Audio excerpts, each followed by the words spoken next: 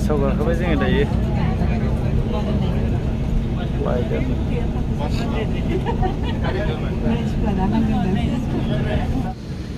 start जाबायलै खारनो बेक खालामबाय प्लेटफर्मनिफ्राय बेक खालामबाय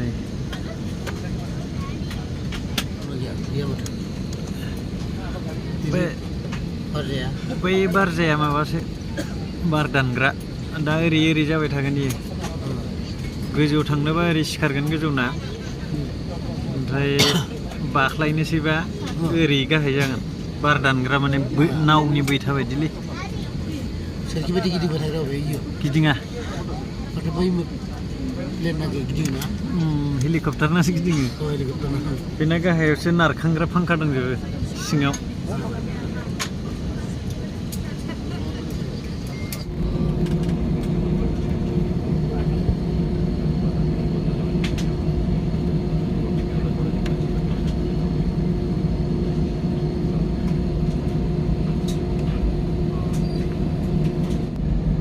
खारगासिनो दा हायाव बिरखोथ'वाखै दायो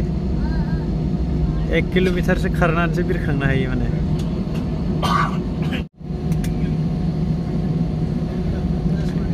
खारगासिनो हायाव बिरखोथ'वाखै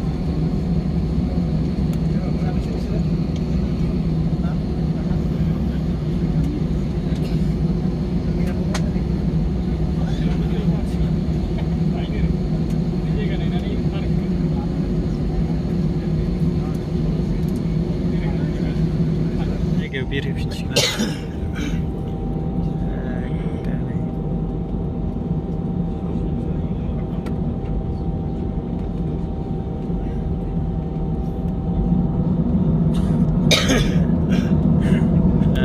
स्पिड खारबाय एबार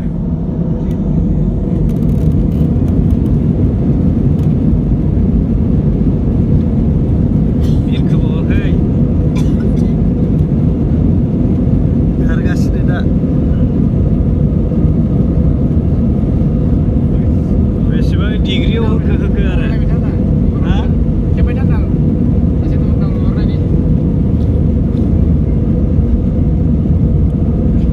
डिग्रियाव होदों पाइलटआसो मिथिसिगोन आरो बिरबाय दा बिरखोबाय स्रय मोनगुलायथारो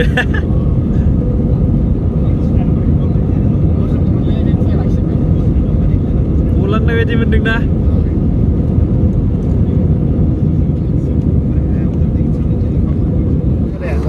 ब्लेक सोलोंबायलै 200 रांनि इयो मा जाखोथाय जों उपमा चिकेन बिरियानि उपमा जाबाय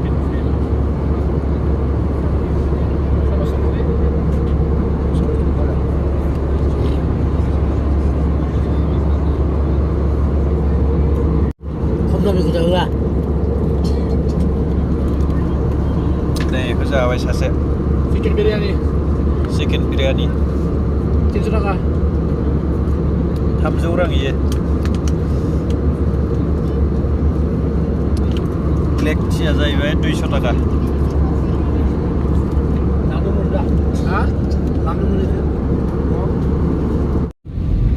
मेघालय हाजो सायाव मोनफैबायलै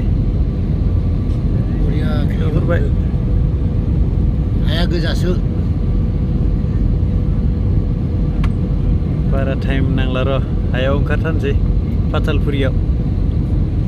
सोरगोफुरिनिफ्राय ओंखारनोसै जोङो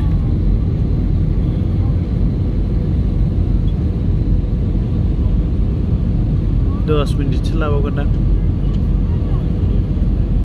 गुलदुम होनलायथारबायलै गुलदुम होनलायथारबाय फांखाफ्रा उरखोलाजोब्बाय नांला खामानि गैला सोरगोफ्रा दावखोजोब्बाय दा फांखाया नाहरदो गंनै गंथाम गंब्रै गंबा बानानै दङलै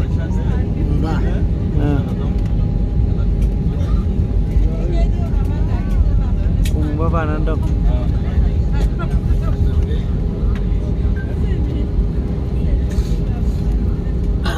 आहा जोब्बाय जोंनि टिकेटनि दामा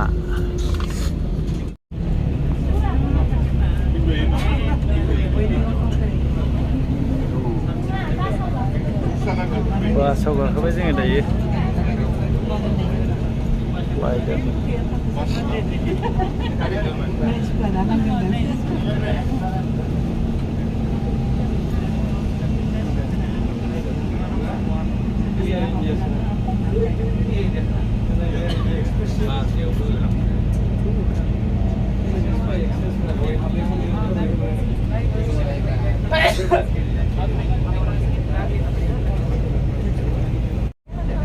बासाव गाखोबाय आरो जों दायो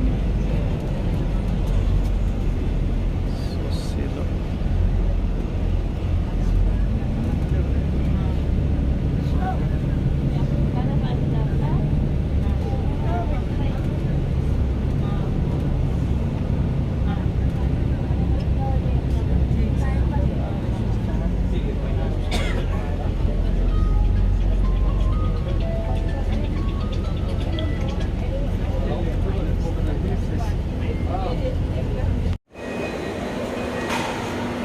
गुवाहाटी एयारपर्ट मोनफैबायलै दाना बेग जमफैबाय जों बेगखौसो नेनांगौ जायो नै बेगा इयावनो फैगोन जोंना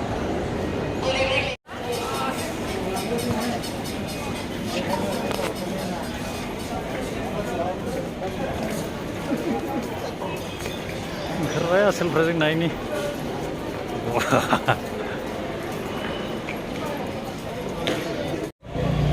आंनानो अयनायद्राय आरोलै नै थफ्लाया उनावबो फाग्लासो जागोन थफ्लाया मोननै जाखाबाय माखासे थांनो मालायनि मोनसेल' गिदिर गोरोंफ्रा